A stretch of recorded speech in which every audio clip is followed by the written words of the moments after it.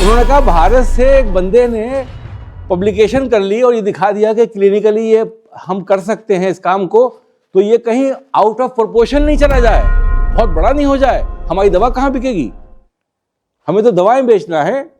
कानून तो ये है कि दवा देते रहो, पैसे लेते रहो, दवा देते रहो, पैसे लेते रहो, दवा देते रहो। कैंसर को ऐसा बना दो कि वो ऐसी बीमारी है, बिल्कुल लाचार कर देने वाली बीमारी है कि बस आप उसमें दवा खरीदते ही रहिए।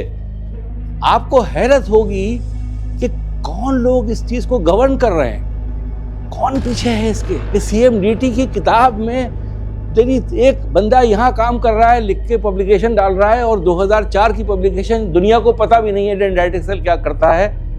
अभी इन्फेंसी में है वो, अभी इन्फेंसी का मतलब है बच्चा पैदा हुआ है और उसके बाद गायब हो जाए वो चीज। तो हमें ये समझना है। और जिसको नोबेल प्राइज आपने दिया दुनिया ने, वो दुनिया में आज क्यों नहीं है? वो दुनिया क्यों नहीं पहचानती कि ऐसी चीज भी इम्यूनोलॉजी की है कैंसर की, जिसको हम कैंसर में ट्रीटमेंट में इस्तेमाल कर सकते हैं? मेरा सवाल ये है पब्लिक से। बात यहां पर है, आप ये समझने की कोशिश कीजिए इस साइंस को दबाया क्यों जा रहा है। ड्रग की परिभाषा क्या है? मैंने एक बेस पे बैठ के दवा बनाई और मैंने अनगिनत लोगों को सप्लाई कर दी। उसमें कहेंगे ये साहब दवाई है, ये ड्रग के कानून में आ जाएगी, लेकिन ये ड्रग के कानून में नहीं आई, ये डॉक्टरी है। और डॉक्टरी का मतलब क्या होता है कि मैंने मरीज का इलाज उसके हिसाब से उसके शरीर के लिए किया। जैसे सर्जरी करी मैं सर्जन हूं, मैंने सर्जरी करी किसी की, तो मैं ड्रग थोड़ी दे रहा हूं उसको, उसका ऑपरेशन कर रहा हूं। इस तरीके से ये कस्टमाइज थेरेपी ड्रग के कानून के अधीन नहीं हो सकती, ना कहीं दुनिया में है। कोई कहता है कि ड्रग है तो वो गलत बोल रहा है। बेसिकली वो आपको यूं ढकोसले दे रहा है कि वो ड्रग के माफिया के अंडर में काम कर रहा है, क्योंकि वो चाहता ही नहीं कि ये आगे बढ़े, तो यहीं रोक दो उसको। आ जाओ, छापे मारो, सब खत्म कर दो, निपटा दो यहीं पर। तो जो जितने 4 लोगों का भला भी हो रहा है वो भी क्यों हो? मेरे पास क्यों गांवों से लोग आते हैं? वो मुझ में सच्चाई ढूंढते हैं। उन्हें साइंस नहीं पता कि साइंस क्या है। वो कहते हैं सच्चा आदमी है, झूठ नहीं बोल रहा है, इसलिए इलाज कराते हैं। ये ब्लैक बोर्ड लाने की जरूरत मुझे सिर्फ इसलिए पड़ी कि साइंस समझा सकूं कि इसमें साइंस भी है। ये कोई ऐसी बात नहीं है ढकोसला मनगढ़ंत कहानी की बात कर रहे हैं हम। कल एक पेशेंट आए मेरे पास, उन्होंने कहा कुछ मदद चाहिए, बीवी उनकी अच्छी हो रही है, 6 डोज लग गई, अगला 6 डोज का प्रोटोकॉल लिखा था। मैंने कहा फरमाया, तो उन्होंने एक रसीद निकाल के दिखाई कि साहब ये गिरवी रख दी है हमने एक गोल्ड की फाइनेंस कंपनी में अपने बीवी के जेवर, इतने ही पैसे मिले, अब इसमें इलाज करना है। मुझे बहुत सदमा हुआ। मैंने ये काम इसलिए नहीं शुरू किया था कि लोगों को जेवर बेच दूं। फिर मुझे याद आया कि मेरी क्या गलती है। मैं तो जितना कर सकता था कर रहा हूं। 14 साल 13 साल से मैं एक पैसे लेता हूं, उससे ज्यादा तो मैंने बढ़ाए नहीं। मजबूरी मेरी भी है, मजबूरी है हमारी भी। हमारे पास कोई एड नहीं है, हम कोई एडेड ऑर्गेनाइजेशन नहीं है, सरकार से कोई मदद नहीं मिलती हमें,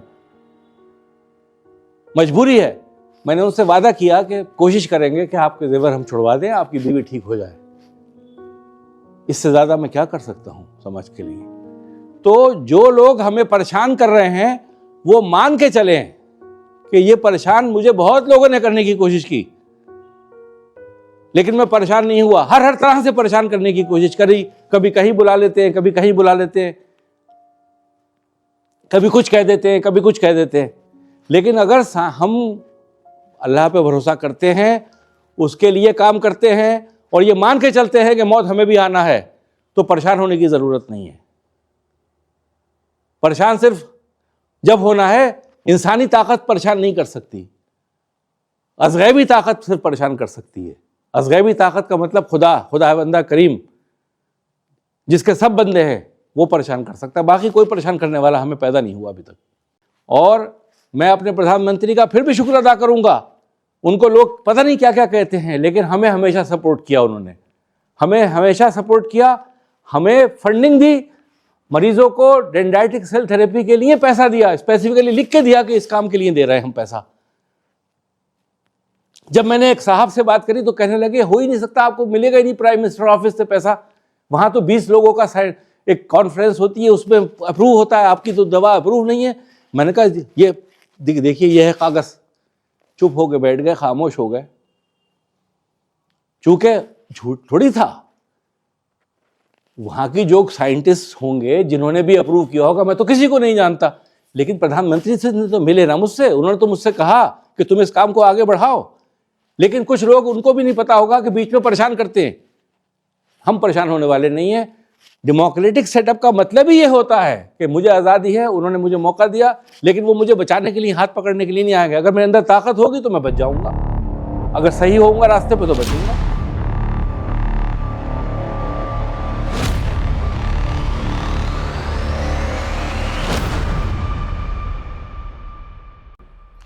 नमस्कार, डॉक्टर जमाल ए खान, हेल्थ वेलनेस लाइफस्टाइल के चैनल में आपका स्वागत, खैर मकदम।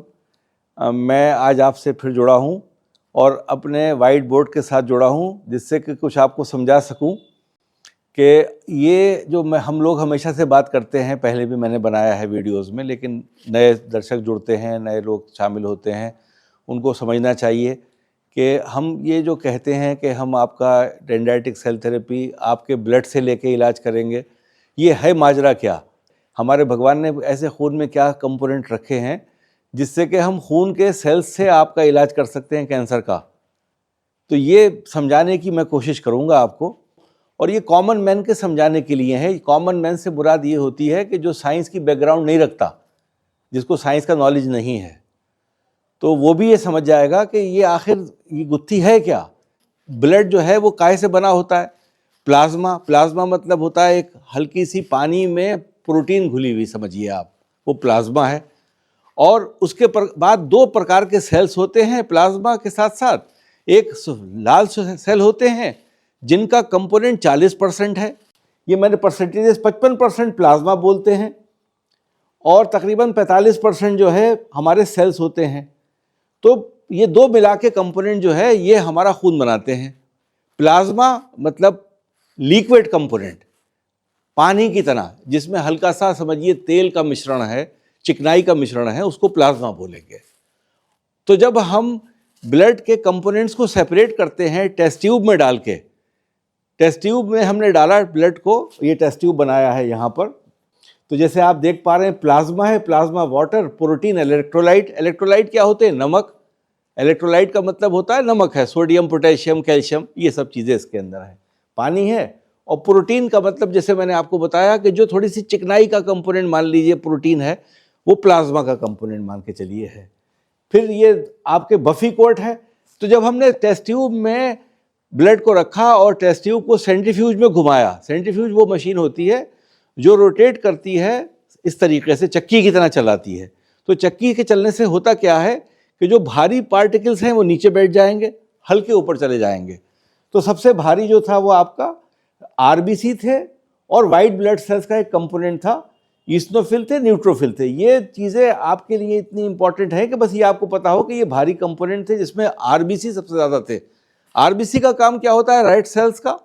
वो न्यूट्रिशन यानी ग्लूकोज को ब्लड में से जाके और टिश्यू पे छोड़ते हैं। यानी मेरा अंदर जो ग्लूकोज कंपोनेंट है वो ग्लूकोज को डिस्ट्रीब्यूट करा रहे हैं पूरे शरीर में। जो ईंधन है मेरा, पेट्रोल जो है मेरी बॉडी का, वो आरबीसी लेके जा रहे हैं, और आरबीसी वापस वहाँ से कंपोनेंट जो खराबी का है, यानी समझिए कि कार्बन डाइऑक्साइड भी है उसके अंदर, CO2 कंपोनेंट भी है उसके अंदर, यूरिया भी है, ये सारी चीज़ें वापस ले जाके छोड़ रहे हैं। तो आरबीसी का ये जो WBCs हैं वो क्या करते हैं? वो ढूंढते हैं बाहर के कीटाणुओं को नष्ट करने के लिए। तो अगर शरीर में कहीं कीटाणु कोई चला गया, वायरस आ गया, चीज़ आ गई, तो उसको वो नष्ट कर देंगे। न्यूट्रोफिल भी इसी तरीके के होते हैं, ईस्नोफिल भी यही काम करते हैं। न्यूट्रोफिल्स जो होते हैं वो वाइट ब्लड सेल्स जो पॉलीमॉर्फ्स होते हैं जिनको हम बोलते हैं, उस डिटेल में भी यहाँ नहीं जाऊँगा मैं। तो दूसरा कंपोनेंट जो बफी कोट का है उसमें आते हैं प्लेटलेट। प्लेटलेट्स क्या करते हैं काम? प्लेटलेट्स जो है बेसिकली कोगुलेशन करते हैं, यानी मेरी नस फट गई यहाँ से और फिर थोड़ी देर बाद ब्लड रुक गया यहाँ आना, तो प्लेटलेट्स ने एक आके एक समझिए कोगुलम बना दिया, जमा हो गए उस जगह पे कि ब्लड रिलीज नहीं करेंगे।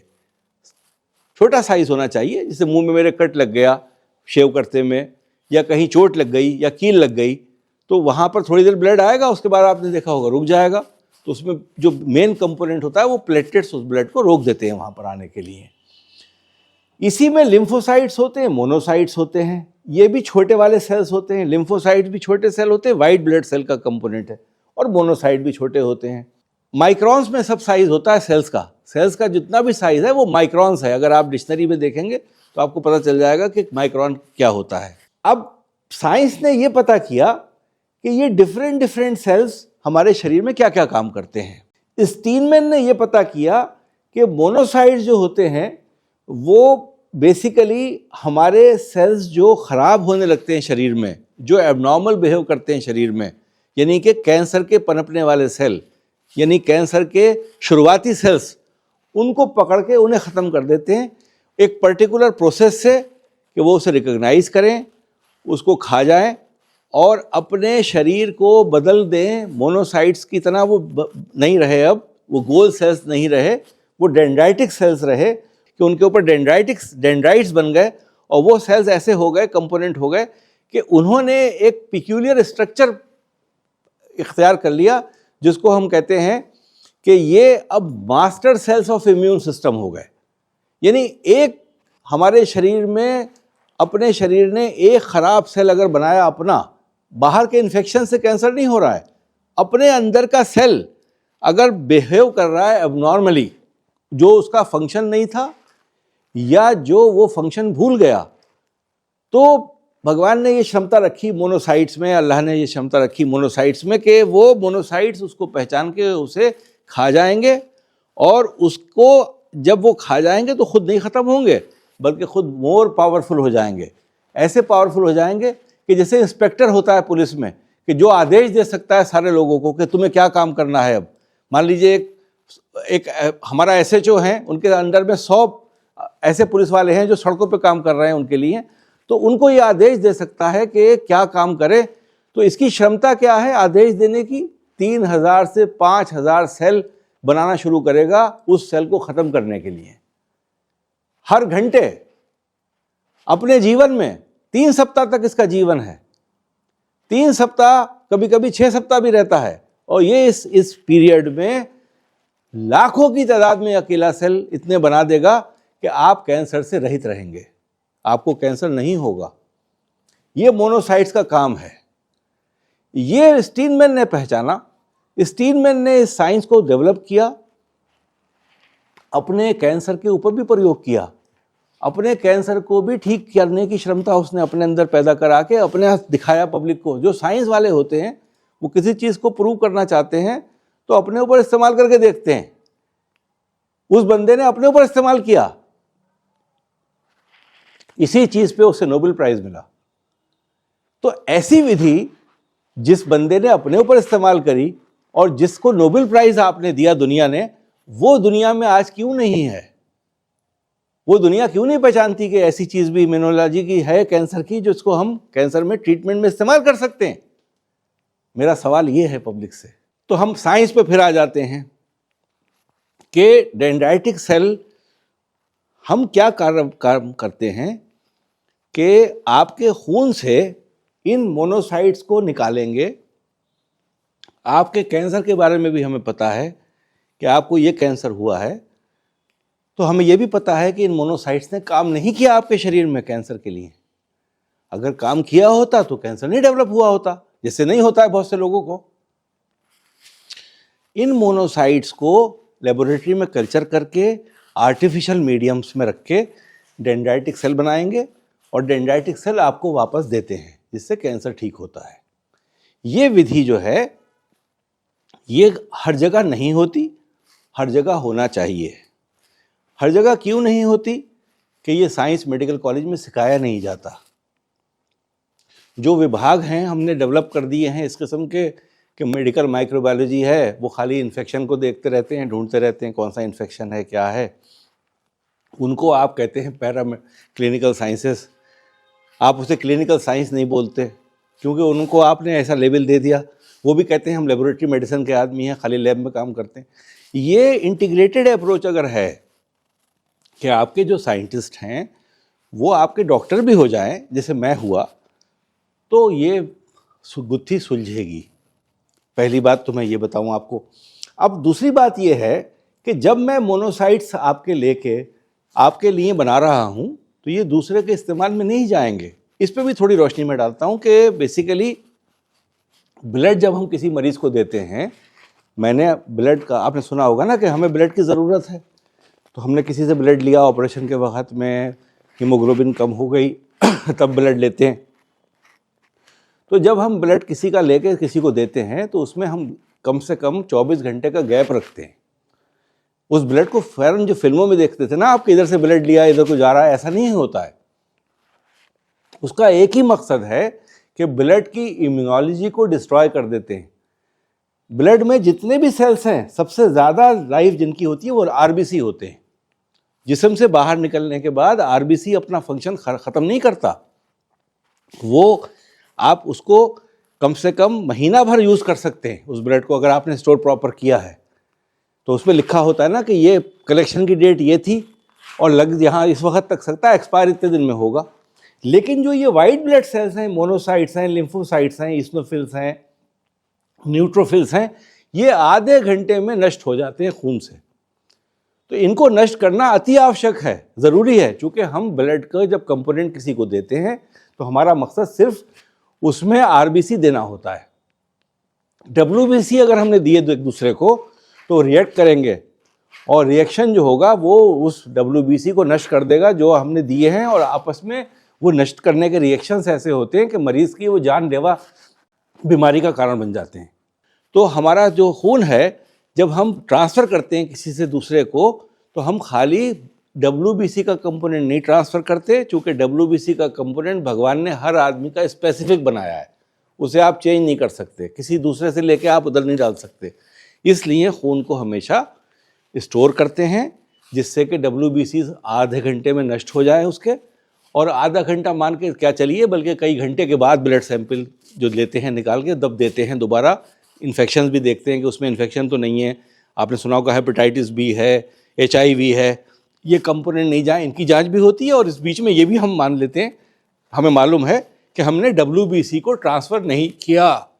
डब्ल्यूबीसी हर आदमी का स्पेसिफिक है। वाइट सेल का कंपोनेंट जो है वो उसका अपना दृष्टिकोण, अपना उसका परिभाषा, अपनी फिंगरप्रिंटिंग है, वो किसी से किसी को लेके नहीं देते हैं। आरबीसी सबके तकरीबन एक से होते हैं।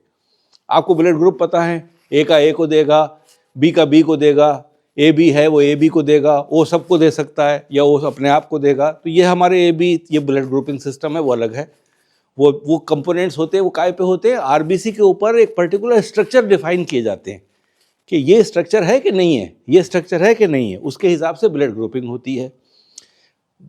कुल लबो-लबाब ये है, बताने का मुद्दा जो सबसे इम्पॉर्टेंट बात बताना चाह रहा हूँ ये है कि आपके सफ़ेद सेल आपके अपने हैं, वो आपको ही मिलना है, आप ही के अपने यूज़ होंगे। अगर आपके शरीर में कोई इन्फेक्शन हो रहा है तो आपके अपने सेल्स ही उस इन्फेक्शन को ठीक करेंगे। अगर आपके अंदर कैंसर पनप रहा है तो दूसरे के वाइट सेल्स जाके आपके कैंसर को नहीं ठीक कर सकते। आपके अपने सेल्स को इस काबिल होना चाहिए कि वो कैंसर को ठीक कर सकें। तो हम उन सेल्स को कैसे ठीक करेंगे? उन सेल्स को बाहर निकालेंगे लेबोरेटरी में, उनको इस प्रकार का बनाएंगे जिस प्रकार के नेचर ने बनाए थे, केमिकल्स डाल के। आपके कैंसर की परिभाषा जो थी उस परिभाषा को भी उन्हें सिखाएंगे कि ये कैंसर है आपका, प्रोटीन इसके बेसिस पे हम इसको मैच्योर कर रहे हैं, जब वो मैच्योर हो जाएगा तो वापस डालेंगे। तो ये जो विधि है इसको हम डेंड्राइटिक सेल थेरेपी कहते हैं, कस्टमाइज थेरेपी कहते हैं, टेलर मेड थेरेपी कहते हैं, ये इन नामों से जानी जाती है। ये बेसिकली आपके कैंसर को ठीक करने की क्षमता रखती है, बल्कि आपके ना कि ये, बल्कि आपके फ्यूचर में कैंसर नहीं हो या देर तक हो नहीं हो, ये उसको भी डिफाइन करती है। अगर ये कंपोनेंट शरीर में बनना शुरू हो जाए नेचुरली डेंड्राइटिक सेल्स बार बार देने से, तो जो टी सेल्स आपके शरीर में बनते हैं इसके लिए वो बनते रहेंगे और कैंसर नहीं होगा। तो मैंने देखा है कुछ पेशेंट्स को 20 साल तक कैंसर नहीं होता है, डेंड्राइटिक सेल दे दी है। किसी किसी को लगता है कि नहीं जल्दी साल 2 साल में आ गया, लेकिन उससे कम पीरियड होता है। अगर वो खाली कीमो ले लें तो 3 महीने में आ जाएगा। अगर डेंड्राइटिक सेल लिया तो होता है साल में, 1.5 साल, 2 साल में आए। उसके लिए बूस्टर्स का भी तरीका है। हमने ये भी अब 20 साल में सर्च कर ली कि बूस्टर थेरेपी भी देते रहिए आप। भाई अगर आपने एक थेरेपी से आपका कैंसर ठीक हो गया और बीच में बूस्टर से आपका कैंसर ठीक रहता है तो वो भी कोई बुरी बात नहीं है। डायबिटीज़ में भी तो आप दवा रोज़ लेते हैं। डायबिटीज़ पूरी तरह ठीक नहीं होती है, अगर आप नहीं लेंगे तो आपकी डायबिटीज़ आप पे प्रकोप करेगी, परेशान कर देगी। तो इस तरीके से बूस्टर थेरेपी भी हम लोग देने लगे हैं। अब रहा सवाल ये कि इस डेंड्राइटिक सेल थेरेपी का इतना जो काम है, ये जिस तरीके से मैंने समझाया है, ये मेडिकल कॉलेजेस में टीचिंग में जब तक नहीं आएगा, जब तक उस्ताद पढ़ाएगा नहीं इसको स्टूडेंट को, तब तक प्रचलन में नहीं आएगा। और प्रचलन में जब कैसे आएगा कि जब मेडिकल बोर्ड भी ये बात तय करे कि हमें इसको पढ़ाना है। मेरी आमदनी पे कोई फ़र्क नहीं पड़ रहा, भारत तो बहुत बड़ा है, मैं तो खुद पढ़ाना चाहता हूँ। मैंने जाकर मेडिकल कॉलेजेस में स्पीचेस में कहा कि जो माइक्रोबायोलॉजी के लोग मुझे बुलाते थे कि आप लोग हमारे साथ जुड़िए, इस काम को सीखिए और इस काम को बढ़ाइए आगे, जिससे कि लोगों को लाभ हो, लोगों को फ़ायदा हो। तो ये एक तो दूसरी चीज़ क्या है, इसको आप किस पर कैटेगरी में रखेंगे? क्या ये मेडिसिन की कैटेगरी में जाएगी? क्या ये ड्रग है? ये ड्रग नहीं है, क्योंकि ड्रग की परिभाषा जो है वो बिल्कुल अलग है। ड्रग वो होती है जो एक ही अमाउंट में सबको देके एक सा काम करे। इसमें क्या होता है, मैंने भाई एक मिस्टर ए के लिए बनाया डेंड्राइटिक सेल और फिर मिस्टर बी के लिए बनाया डेंड्राइटिक सेल, तो दोनों के ब्लड के कंपोनेंट अलग हैं, दोनों के सेल्स का मात्रा अलग है, दोनों का कैंसर अलग है। तो दोनों एक दूसरे से विपरीत हो सकते हैं, दोनों का कोई आपस में लेन देन नहीं होगा। किसी के सेल्स बनेंगे 100 मान लीजिए, किसी के बनेंगे 90, तो कंपोनेंट इक्वल नहीं रहा। स्टोरेज बहुत लंबी नहीं है इनकी, किसी दूसरे को नहीं लग सकते। ड्रग की परिभाषा क्या है, मैंने एक मेज पे बैठ के दवा बनाई और मैंने अनगिनत लोगों को सप्लाई कर दी। उसमें कहेंगे ये साहब दवाई है, ये ड्रग के कानून में आ जाएगी, लेकिन ये ड्रग के कानून में नहीं आई, ये डॉक्टरी है। और डॉक्टरी का मतलब क्या होता है कि मैंने मरीज का इलाज उसके हिसाब से उसके शरीर के लिए किया, जैसे सर्जरी करी मैंने। इस तरीके से ये कस्टमाइज थेरेपी ड्रग के कानून के अधीन नहीं हो सकती, ना कहीं दुनिया में है। मुझे तो वो बात याद आती है जब current medical diagnosis and treatment में मैं किताब पढ़ता था, आज से ज़माने पहले 2004 में, तो CMDT हम बोलते थे, current medical diagnosis and treatment, बाहर से छपती है वेस्ट से। उसमें लिखते थे dendritic cell upcoming therapy, dendritic cell upcoming protocol. 2004 में मैंने पब्लिकेशन करी GBM पे, ग्लायोब्लास्टोमा मल्टीफॉर्मी पे और गॉल ब्लैडर पे। दोनों 1 साल के अंदर पब्लिकेशन, सिंगल केस रिपोर्ट बोलते हैं कि हमने 2 मरीजों को सक्सेस देखा, उनकी सर्वाइवल स्पैन बहुत बढ़ गया। तो मैंने केस पब स्टडी करी, पढ़ा, पब्लिश किया हिंदुस्तान से। अमेरिका में छपा नहीं, यूरोप में नहीं छपा, मैंने चाइना में छपवा दिया। वो आज भी मौजूद है गूगल पे, यहाँ आप देखेंगे सामने आ जाएगा स्क्रीन पे भी। अभय जी से मैंने कहा है भाई लगा दो इसको। तो ये पेपर ऑलरेडी इंटरनेट पे है। CMDT 2005 की भी इंटरनेट पे आप ढूंढ लेंगे है, 2006 की। उसने डेंड्राइटिक सेल को उड़ा दिया किताब से। किताब से वो लफ्ज़ ही गायब हो गया कि अपकमिंग मेडिकल ट्रीटमेंट प्लान है। उन्होंने कहा भारत से एक बंदे ने पब्लिकेशन कर ली और ये दिखा दिया कि क्लिनिकली ये हम कर सकते हैं इस काम को, तो ये कहीं आउट ऑफ प्रोपोर्शन नहीं चला जाए, बहुत बड़ा नहीं हो जाए, हमारी दवा कहाँ बिकेगी। हिंदी समझते हैं लोग, मुझ पर भरोसा करके आते हैं। लोग साइंस पे भरोसा करके आएंगे तो पैसे वाले लोग भी आएंगे हमारे पास। जो रिच लोग हैं उनको लगता है कि सिर्फ पैसे से इलाज होगा, रिचनेस से इलाज होगा, वो 80 लाख करोड़ रुपया खर्च करेंगे तभी इलाज हो जाएगा। मेरा मानना यह है कि ये गलत धारणा है आपकी। आप लोगों के दिन शुभ हों, आप लोग मेरे सुनते रहें और मेरे बारे में बताते रहें लोगों को, जिससे कुछ लोगों को फ़ायदा हो सके। ये सवाबे जारिया है, इसको हम बोलते हैं। किसी को अगर मालूम हो जाए, वो उसको उससे सुन के समझ के हम तक पहुंच जाए, उसकी ज़िंदगी बच जाए, तो आपको भी सवाब के हकदार हैं आप। इसे सवाबे जारिया बोलते हैं हमारे मज़हब में। आप लोगों के दिन शुभ रहें, खुश रहें, खुर्रम रहें, आपस में एकता बनाए रखें। और मैं अपने प्रधानमंत्री का फिर भी शुक्र अदा करूंगा। उनको लोग पता नहीं क्या क्या कहते हैं, लेकिन हमें हमेशा सपोर्ट किया, उन्होंने हमें हमेशा सपोर्ट किया, हमें फंडिंग दी, मरीजों को डेंड्राइटिक सेल थेरेपी के लिए पैसा दिया, स्पेसिफिकली लिख के दिया कि इस काम के लिए दे रहे हैं हम पैसा। जय हिंद, नमस्कार।